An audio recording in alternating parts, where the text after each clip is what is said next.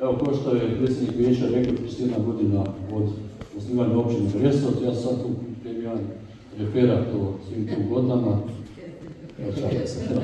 Osvojit ću se samo na zadnje. Da, kao što je rekao predsjednik vijeća, mi ove godine obilježavamo 31 godinu od postojanja općine Brestovac i ostalih općina na području Republike Hrvatske, jer je 1993.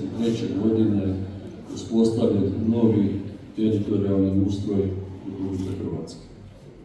Tada smo dobili općinu koja je sada relativno mala po broju stanovnika, jer po popisu iz 2021. godine imamo 2908 stanovnika, ali izuzetno veliku po površini, dakle 279 kvadratnih kilometara sa 48 naselja.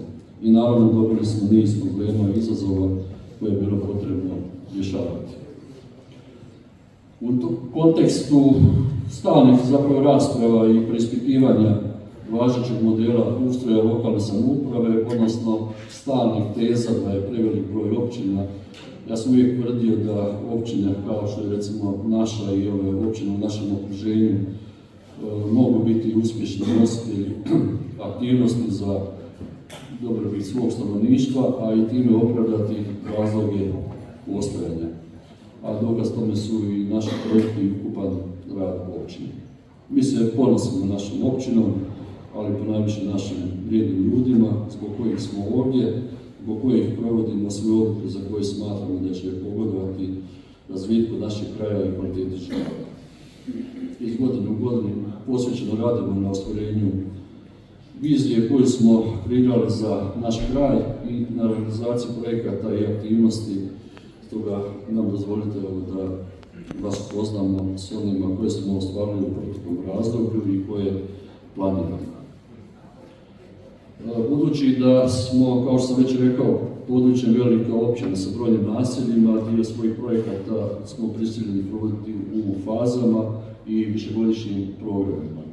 Jedan od takvih višegodišnjih programa je izgradnja pješačkih staza u našim naseljima, koja su smještena na ovim dvijema državnim cestama D31 i D38. Ukupno smo do sada od 2020. izgradili preko 6 km pješačkih staza u 7 naših naselja, negdje ukupno vrijednosti oko 825.000 eura, a ovih dana će započeti radovi na izgradnji pješačkih staza u Donjim i Gornjim Bučanama i naselju Bosnovi. 2017. godine smo započeli modernizaciju javne rasvjete, kad se krenulo sa zamjenama prvih svjetiljki za nove LED svjetiljke. Do danas smo zapravo završili prvu fazu tog obimnog posla, što znači da smo duž ovih državnih cesta u naseljima, u svim tim naseljima zamijenili i postavili novu LED rasvjetu. A s obzirom na obveze koje imamo po zakonu o zaštiti od svjetlosnog onečišćenja, Općinsko vijeće upravo na zadnjoj sjednici donijelo i plan rasvjete, dakle planski dokument koji smo si zadali da ćemo do 2032. čini mi se kompletno završiti zamjenu rasvjete. Jedan od tih već spomenutih višegodišnjih programa smo uspješno završili, a to je program sanacije i obnove mjesnih domova na području općine. Imamo ukupno 17 mjesnih domova i sanacija mjesnih doma Boričnici koja je završena ove godine, preostaju nam zapravo manja ulaganja na tim našim objektima koji su dani na korištenje mjesnim odborima i vatrogasnim društvima.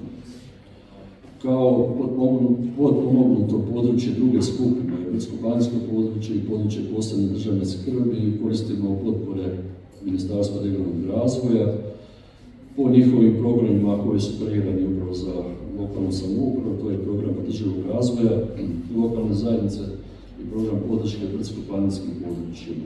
Evo i ovom prilikom se zahvaljujem nazočnom Davoru Kuški i naravno Ministarstvu regionalnog razvoja i fondova Europske unije na čelu s ministrom Šinom Erlićem na svesrednoj podrški i financijskoj pomoći koje Ministarstvo pruža za naše projekte. Naravno koristimo i druge izvore financiranja na nacionalnoj razini po objavljenim javnim pozivima i natječajima, tako 8 takvih projekata koji se financiraju više izvora financiranja, koji su u različitim fazama gotovosti, dakle neki su završeni, a neki su u fazi realizacije. Uz potporu Ministarstva regionalnog razvoja radimo 3 projekta, dakle uz već spomenuti pješačke staze u naseljima Bosnovi i Donji Bučani, radit ćemo i sanaciju nerazvrstane ceste u naselju Mujkovac. Uz sufinanciranje Ministarstva turizma i sporta izgrađeno je vanjsko fitness vježbalište u Brestovcu. Uz potporu Ministarstva prostornog uređenja, graditeljstva i državne imovine provedemo 2 projekta, završili smo adaptaciju mjesnog doma Boričevci i izvršili modernizaciju javne rasvjete u naselju Cvenerovci u Bosnovi. Sredstvima pomoći Fonda za zaštitu okoliša i energetsku učinkovitost opremili smo naš komunalni pogon strojem za osvjetljavanje drvne mase. Financiranjem od strane Ministarstva kulture i medija proveli smo završene konzervatorsko-restauratorske radove na arheološkom nalazištu Njive, Ivanpol, lokalitetu za koji možda niste ni čuli, no riječ je o vrlo vrijednom nalazištu smještenom na istaknutom platovu Badje gore, južno od naselja Ivanpol. Sustavnim arheološkim istraživanjem od 2013. do 2019. otkriveni su ostaci vanjskog zida te rotonde, dakle grobljatske kapele iz razdoblja romanike, a oko nje srednjovjekovno groblje.